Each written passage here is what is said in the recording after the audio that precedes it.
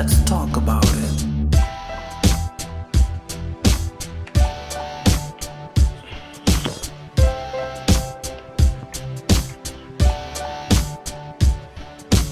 Real truth and power.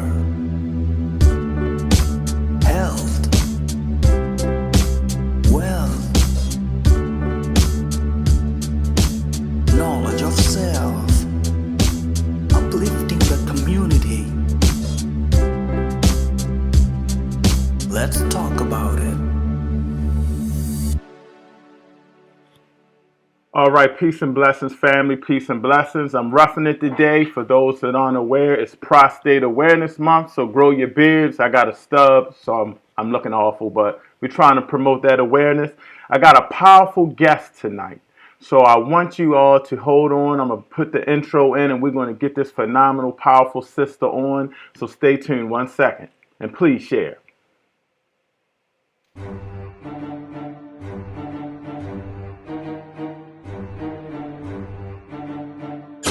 You are now tuned in to Real Truth and Power, the show that uplifts the community with health, wealth, and knowledge of self. Here's your host, Everett Winchester.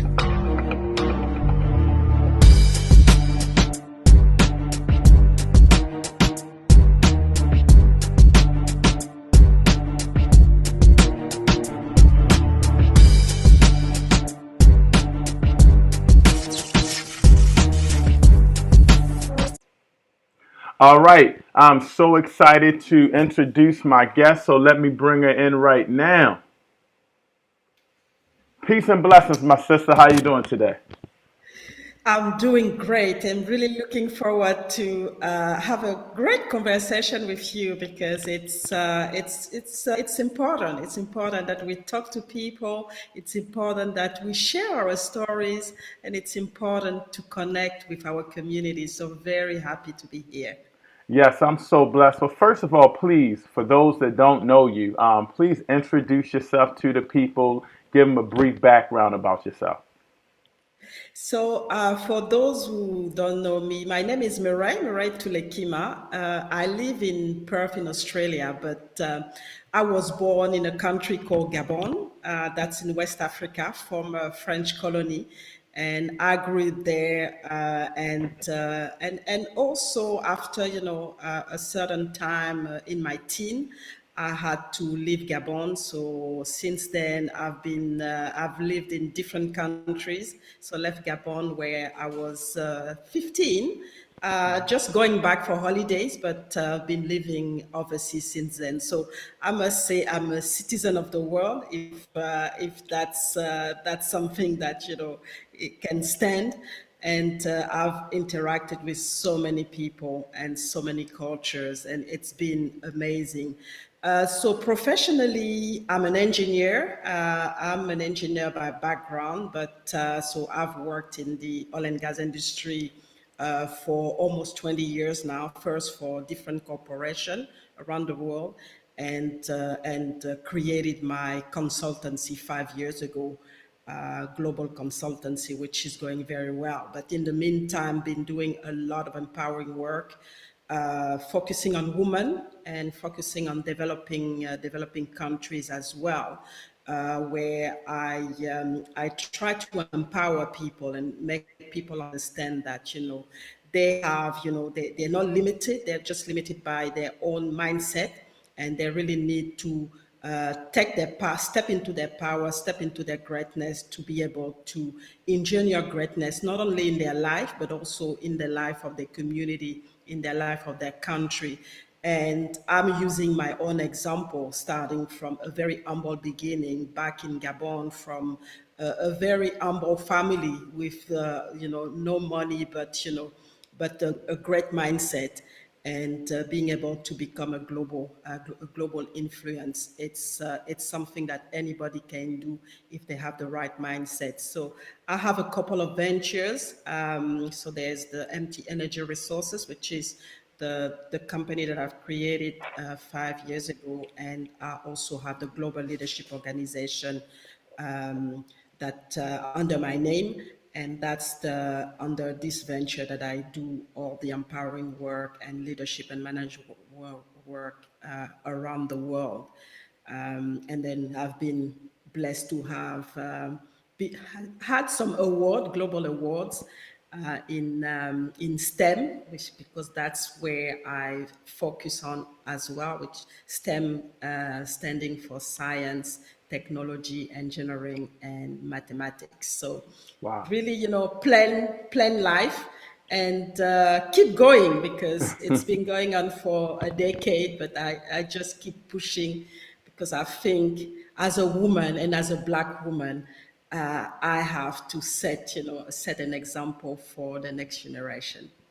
But before I go forward, I know you said you were nominated and may have won a few awards. Please, because I mean you're blowing up right now, and I just want all the people to know it. I don't want to make. I know you may be humble about it, but name a couple of the awards that you've been nominated for. So recently, I've been nominated for the Women in STEM Award. So that's a global award focused on diversity and also being a highly of STEM. But before that, I had an entrepreneurship excellence that I got 2 years ago. That was given to me by the one of the world organization, the WBAF, which is quite a key one, and that was for entrepreneur women of excellence, African women of excellence. So that's one. And here in Australia, I've been inducted in the role model women in STEM community. So really, really great things. I had also the award of Women of Excellence by the World Economic Forum. Wow. That was also in 2018. So a lot of good things going on. Not it's always things are coming all together, but there's a long journey, and like I said, there's always the light at the end of the tunnel wherever you start. Well, I want to salute you there because you're globally doing it.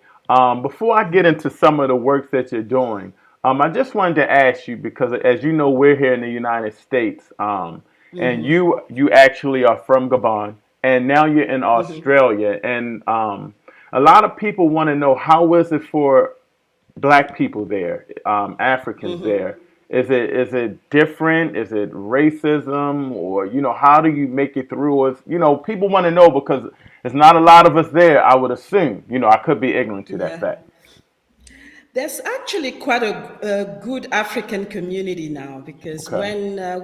when I came into Australia in 2006 now, it was more an Asian community. But since then, we had quite a lot of African brothers and sisters, mostly coming for education, and they're originally coming from the south, the southern part of Africa, the eastern part of Africa, and a lot of the northern Africa as well. So a different type of migration. So you have West Africa, which is more geared to Europe and probably North America. But in Australia, it's more geared to East Africa and Southern Africa. So there's quite a lot. So just as usual, you always experience, when you're different, you always experience your racism. But I don't think that it's very, it's less than I've, for example, experienced when I was living in France, because I've lived in France. I think it's more about, a bit of fear when you don't know a culture, but then when, they start to know you, you get, easily included, and this thing goes away. But like everywhere, there's always, part of the population that's actually racist and doesn't want to have anything to do with somebody who is different from them, and that's just a fact. So, but Right. it's not as bad as what I can see on TV. I've not lived in the U.S. I've been in the U.S. before, just for short trips. But I've not lived in the US, but I think it's quite intense there, and Yeah. we've not reached this type of level yet. Right. Of Yet, animosity towards hopefully each other. never. Right, right. Right. That's interesting because what I'm taking is, it seems like, it was a little rough at first, but now they're starting to respect you got us as a culture, and it seems over there it's just you do your thing, we do our thing, and it's respect. Here it's, a little bit of someone trying to hold each other down and stuff like that. So that's interesting. Because I think the concept in Australia is different, because Australia, it's a big country, but they have a small population. It's only 20 million people for a country the size of a continent. And the community, the Black community coming here is very educated. So they bring value to the country, and they're actually tapping into a gap here in Australia. So they actually can't do without them, because they really need this very experienced and educated immigration to actually do well themselves economically. So that's probably the difference in here, is that they really need the qualified manpower, and they just have to live with it. Well, I wanna go into a little bit of what you're doing. I definitely want to talk about global leadership, but I wanted to talk because you hit my nerve with something, and you were talking about STEM. Explain that to me, because I heard you say science, mathematics.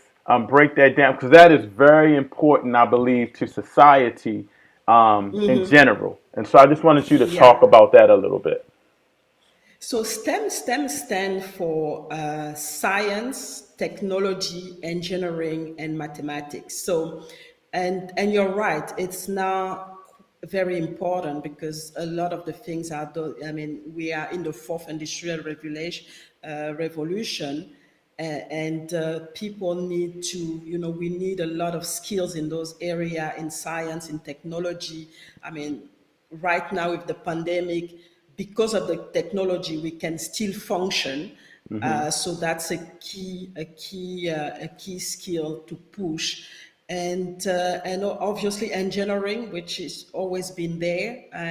And one thing that, in STEM is bringing, is that most of, the future jobs are going to be in STEM. So it's important to start pushing for it. It's important to start, making sure that people are familiar with what's happening in STEM. And because a lot of, the jobs and profession are actually going to fall into that bracket. And for people to be able to access it, they need to understand how it works. They need to understand where are the, the opportunities, and they need to understand, how they can scale up themselves to be able to fit into this new world, where STEM is going to be, king. So yes, that's actually why I'm really pushing, because especially for us women, it's always been something that we thought it was just for men.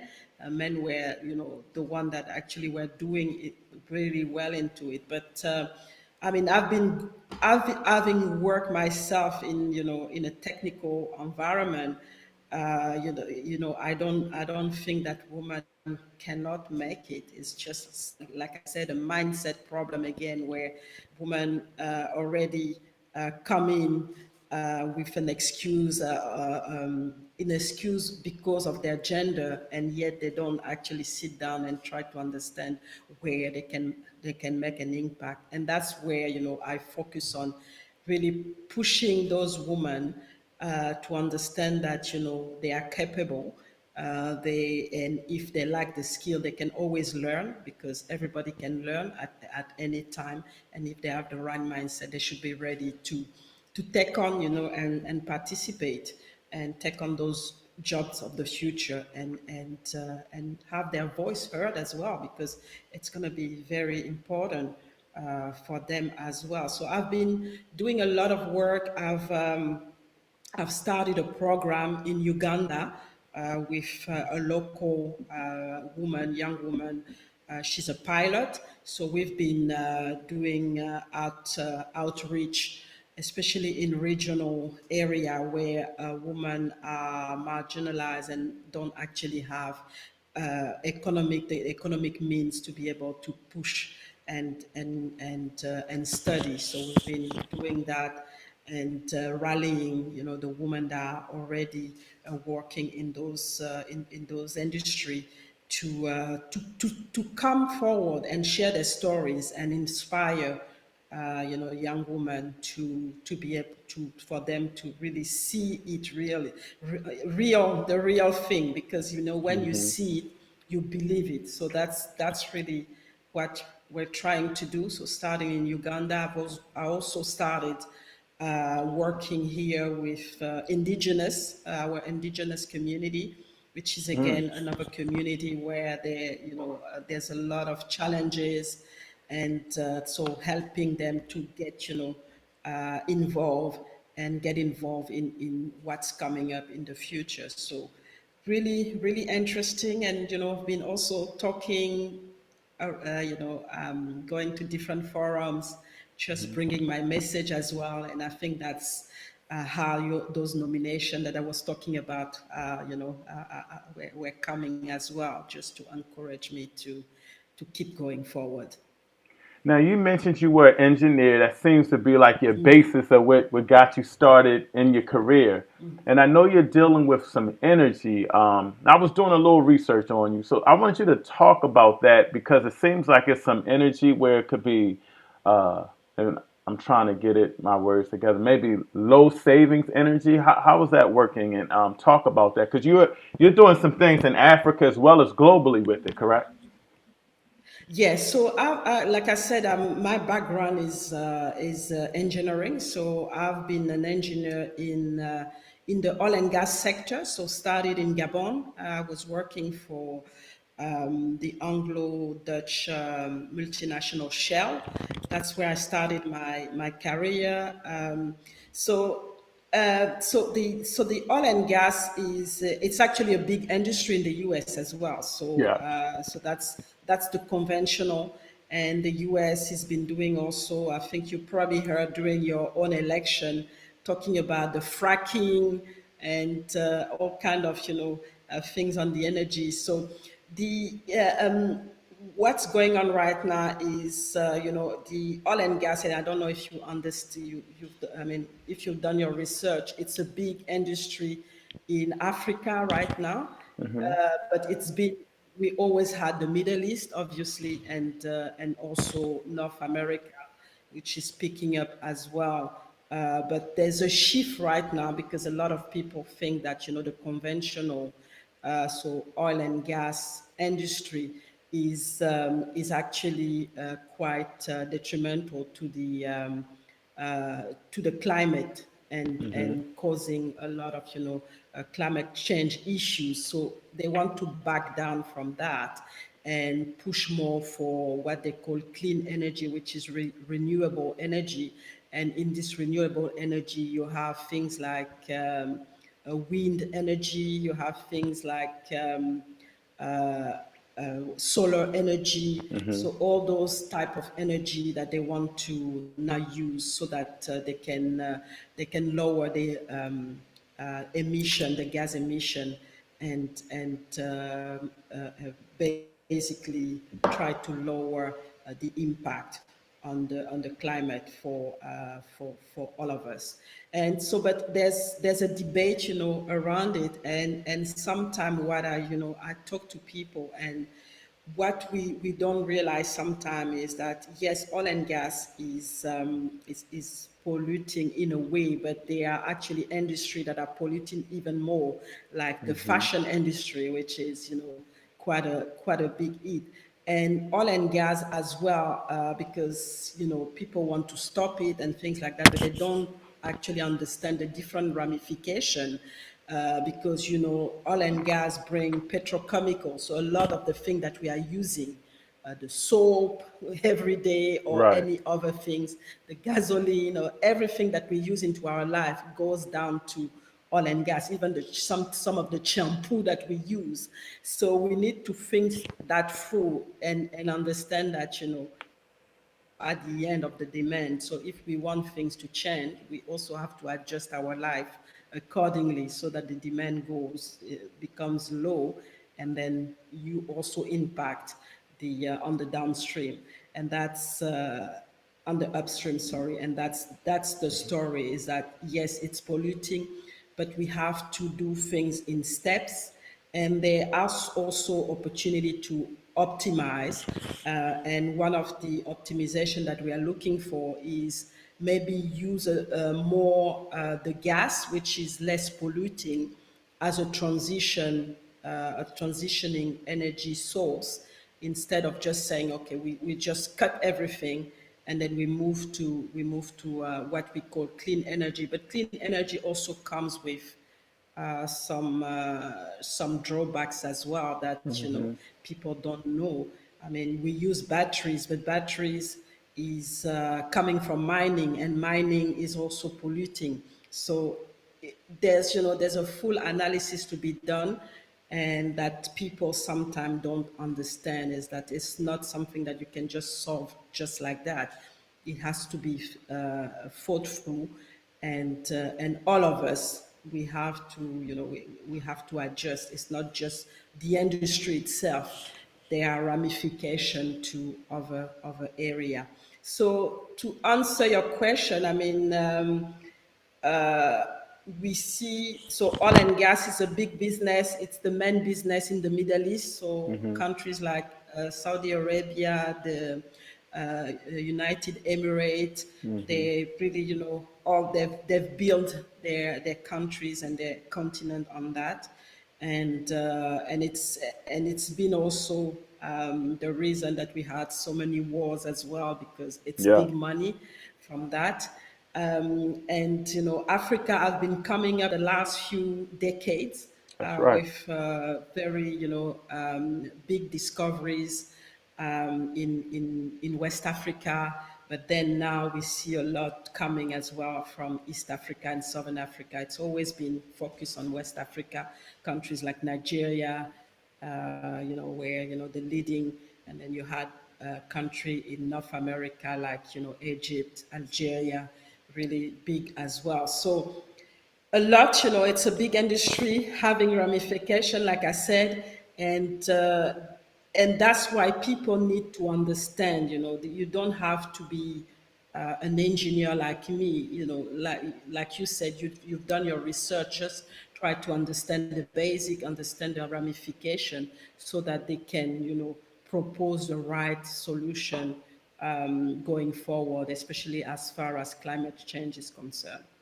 Yeah, that's very powerful, and it's also great that Africa, the motherland, with all the resources we have there, is starting to, get into the mix of that new type of energy. That's great. I wanted to transition before I talk to you about your global leadership program. I wanted to transition engineering. I know a brother by the name of Brother Ross. Shout out to Brother Ross, Collective Black People Movement, cbnp.org. Um, he's an engineer, or used to be, and he always says the things with engineers is that they bring things together for people, and that's what he does. He brings black people together collectively for their skills and talents. And I'm looking at you as an engineer. Not only do you your engineering as far as the energy, but you're also putting people together and building things globally together and uniting women. And that seems to me is interesting for engineers to have that quality. It always has a story, though. Brother Roz mentioned he was working for like a nuclear plant or something. Hopefully I got that right. He got laid off and he decided to take his engineering talents and unite people. What made you take those talents and start, uplifting women and things like that? Where's that story? Is it a childhood story? Did you just see a need? Was it your struggles? So, I mean, it's obviously coming from my own experience. First, when I got into the industry, it was, I always tell people it was love at second sight, because I was still studying back then. I was finishing my bachelor in France, and my dad, who was actually the provider and paying for everything, died. So I had Oh to take man. a decision. Yeah, I had to take a decision. It was okay. I finished this bachelor, and I have to go on the on the market because my mom couldn't sustain us. She didn't have enough money. So I had to take a decision. So that's when I went back to Gabon. And my objective was really looking at getting a job, but not really thinking, about a specific thing. So, and that's how I got into the oil and gas industry because back then, those big companies that were operating in Gabon were looking for local people that they wanted to position as well and train for their operations, on the ground. And that's how I got into the industry. So didn't know much. So got trained. Yes, I had an engineering. I did an engineering bachelor, but didn't know what all was and didn't Right. understand. And I went through it, and what I realized is when I joined this industry, there were a lot of I was a minority. It was very white male Caucasian dominated, and I realized that I was not taken seriously, and so got truly frustrated because I started to really play the victim, basically saying, yeah, this is happening because I'm black, because I'm a woman, because, and at some point I just realized that I was not going anywhere. So I flipped the coin and started to realize that at the end of the day, I'm here. There's a reason why I'm here. And I have skills and started more to look at me being a minority as an advantage. So I was telling myself, because I'm a minority and because people are going to notice me everywhere, when I do something tremendous, when I deliver something tremendous, everybody will know about it. Right. So that was my mindset and saying, stop being the victim, stop, just tell yourself because you're different, and on top of that you come out with something fantastic, and even if it's not fantastic but something good, you'll be skyrocketing compared to this mass of people who look the same. And that's how I started to think about the engineering in a sense where it's not just in the technical, area. It's also we can engineer our own life. We can engineer, things in the social environment, and really starting to build this engineering mindset that I now basically live, is that it's not just going to school and getting an engineering degree. It's actually life itself. Life has to be engineered, and we all engineer in a way, and we all engineer of our own life, and we all engineer of our own community, and we all engineer our own ideas as well. And that's really where it started. And then things started to really take off for me, and at some point I got stuck again. I couldn't go through the ladder anymore, stuck. I was just going, it was really flat out. And that's when I decided to leave corporate and to start empty energy that I'm now managing, and it's been going well. And again, thinking about bringing this mindset and bringing people together using my story, and make them understand that they are engineers, and they shouldn't be ashamed of when they talk to an engineer that is coming from school or from university. They are engineer themselves, and they can do great things, and really push this movement, bring people together, and make them understand that not only they can engineer their life, but they also can engineer, the community that they want. Mm-hmm. And it's going to be done by collaborating and bringing people together. And that's what I do, is bringing people together who have different skills. But when those skills are put together, it's just so powerful that nobody can stop them. So that's really where, all of this came in. It's more about my own struggle as a learner, and then later on understand that, you know, it started yet with my mindset. Yes, I can engineer my life, but I need to connect with the rest and collaborate. And when we come together, it's just a bomb. It's just powerful. That's amazing. And shout out again to Brother Ross Marvin, because he said the exact same things. And I understood what he was saying, but now hearing it from you, it just cements that in stone. That's just very powerful. The engineers and the power that they have to bring people together. So that's just awesome in its own right. I wanted to talk to you about global leadership. That's a company that you're doing, and I know you're very passionate about it, and we really want to promote it. So please go into details about that for me. So, I mean, as a result of what I've just said, I've just, at some point, I just sat down and, tried to understand if there is a particular process that I went through, to get where I am. And I actually find out that, without knowing it, I went through a process that I myself was not aware until I sat down and started to analyze the different things that I've done in my life. And that's how the DARE leadership system started.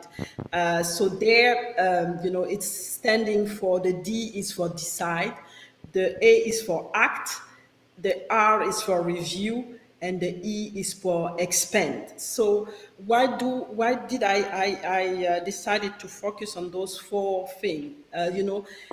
Everything in life starts with a decision. I mean, we have to decide, you know, uh, knowing who we are, and decide where we want to be, decide what kind of person we want to be, decide, what next step we want to take, decide who are the people that we want to be surrounded with. So it's always a decision at the starting point. And from this decision, we have to find a way to get where we want to be. And get where we want to be, we need to take action. So we have to put together a plan of action and implement this plan, because we can have all those plans and take all those decisions. If we don't follow, nothing happens. So we have Mm-hmm. to go there, take action, and move things forward. And as a result of us taking action, two things can happen. You can basically, go and get what you want, or get where you want to be, or you can fall through, and and nothing works. But that's not the end. If nothing works, if it doesn't work, you have to go and review what didn't work. And Mm-hmm. that's the R that I'm talking about. Is that if you realize that you're not where you are, you realize that you failed on something, don't just stay there. You have to review the process, review how things have done, identify the gaps, identify what didn't work, and then go back to the drawing board, which is taking a new decision. So that's the review part.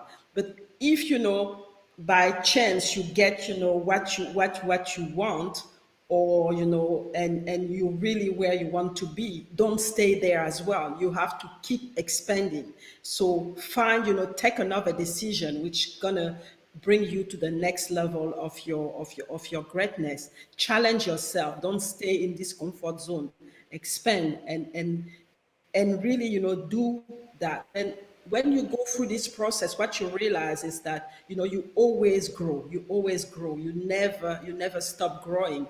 And you realize that there's no limit in a way. If you keep doing it, there's no limit. And that's something that I've always done in my life, is really understand that always go to the next step, take action. If it doesn't work, what didn't work, who do I need to bring, Why do I need to do? Do I need to take another course? Do I need to get a mentor? Do I need to do something different? And when I have that, I have a new plan. I bring the people that I need. I fill the gap. Then I get where I want to be. But even when I'm where I want to be, there's always something that I can do to become the best version of myself. So still, getting those new challenge, take risk, and go to the next level to be able to become, the best you. And that's what I'm doing. I could, right now I could say, okay, I'm stopping, I don't do anything else. No, I have to continue to to expand, to grow, because as long as I'm alive, I have to stay growing. That's what it is all about for me. That's interesting that you apply that to life. But now I see why you're so successful and you're winning all these awards all around the world, because that's not only something that you apply to life, you apply to business. You decide, you make actions, then you got to review why am I failing? Why am I struggling? Why, even if I'm succeeding, why haven't I grown where I want to be or even grown further and dominate? And then you expand. I think that it's kind of like a business plan to a certain degree. You create Exactly. something, make action. That is powerful. So, do you incorporate and help people with the global leadership, incorporate the DARE and teach them? How does that go hand in hand with what you're teaching? So what I'm teaching is, I have workshops, and I also have one-on-one coaching as well, because we start with the system, but sometimes people still need help through the process so that they see exactly, how those steps are integrated into their life. So that's another way to do that. Have the one-on-one coaching, but it's been mostly workshops and really teaching people the system so that they can take it and use that for their own life, or even for their professionally.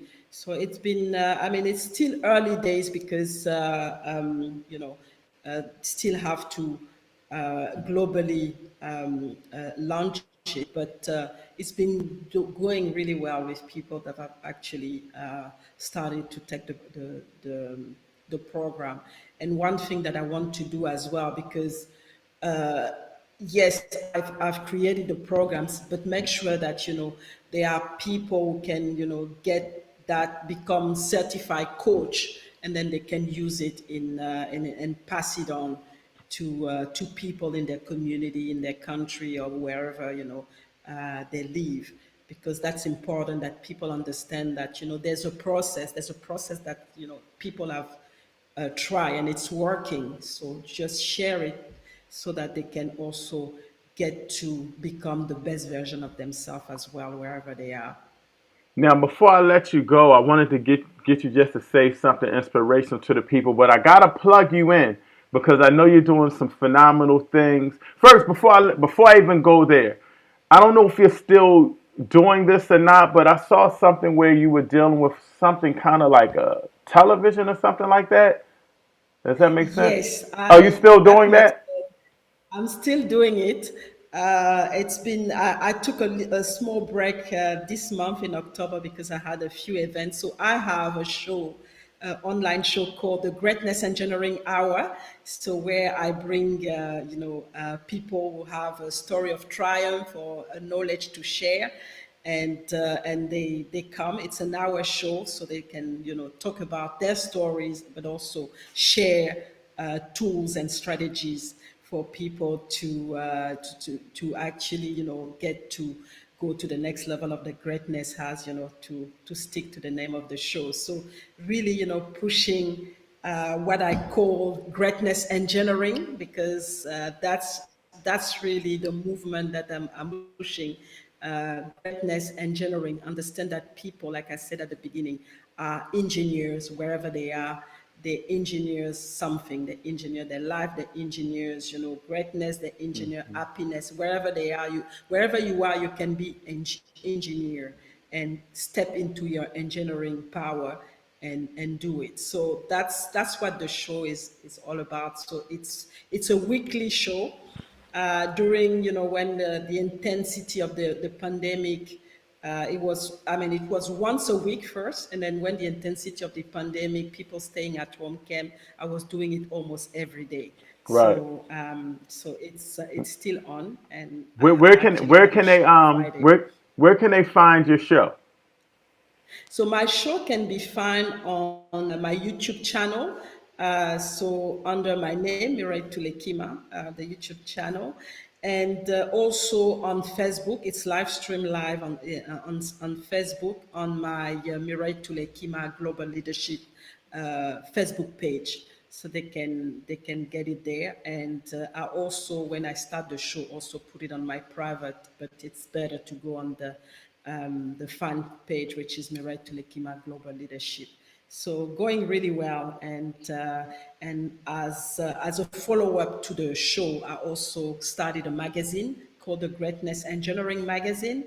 Wow. So that started. I started the magazine in July. So the next issue will be in December. Wow, you're doing it big, my sister. I want to just big up you. You know, as always, we give our guests a great round of applause. Thank you.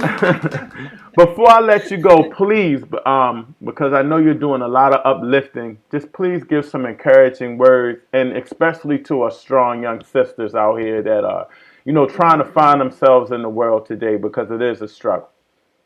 It is a struggle, and I understand the struggle. And like I said, right now people probably see the best of what I have to offer, but it came down with a lot of struggle as well. So, and what I really want to tell, my sisters and anybody who is listening today, is that there's always light at the end of the tunnel. There's always light at the end of the tunnel. Whatever the challenge that you go through, try to find this just small light, or this opportunity, this positivity in what's happening in your life, and cling to it. Focus on it. Don't focus on what you've lost. Don't focus on your struggle. You're not your struggle. Focus on what's positive in your life, and keep pushing. Keep pushing, because if you stop, then that's the end. But if you keep pushing, you will get to the light that's at the end of the tunnel. It can take a lot of time, but don't get discouraged. And don't try to do it alone as well, because what's going on is that when things start to be negative, we retract, and we start to focus on everything that's going wrong. But get the opportunity as well to show your vulnerability and talk to people around you, because together we can manage better. Because sometimes it's just too much, especially right now. There's so much going on, people losing jobs, people being sick, and all kind of things, losing very, very close friends and family. But what you have to tell yourself is that you woke up this morning. It means that there's hope. There's still something for you to do here, and find this something, focus on it, and keep going. It's not easy, but keep going. And that's what I did, because when I lost my dad and I just realized, there's nothing left to me, that's when things started to come, because I focused on saying, I'm gonna, do it for him, and then go to and really become the best version of myself. It was hard the first few years, but then when I look at it down, 25 years after, it's just amazing what I've been able to accomplish, and I can't even believe it myself. Right. Well, Sister Tola, I want to thank you so much for just blessing my platform. And please, thank you for just, supporting us, and whatever we can do over here, in the organizations I'm in, I definitely got you covered. So I want to definitely give you a lot of love, and thank you so much.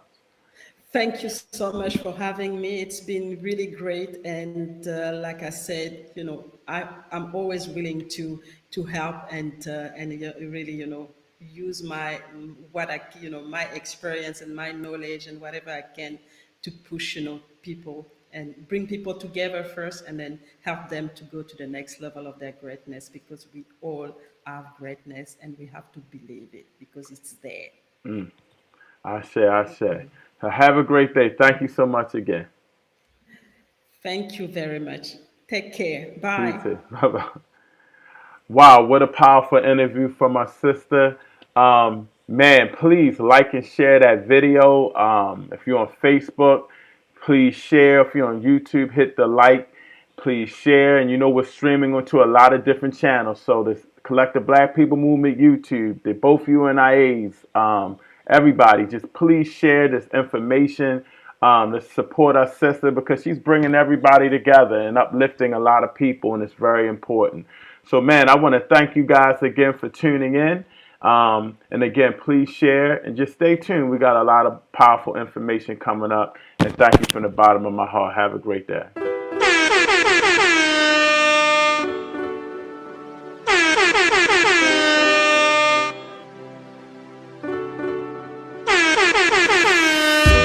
truth and power, health, wealth, knowledge of self, uplifting the community. Let's talk about it.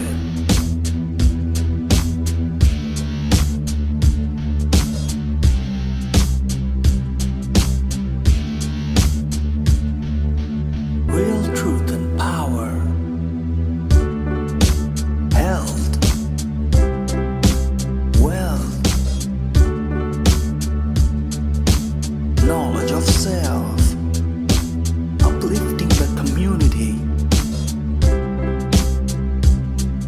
Let's talk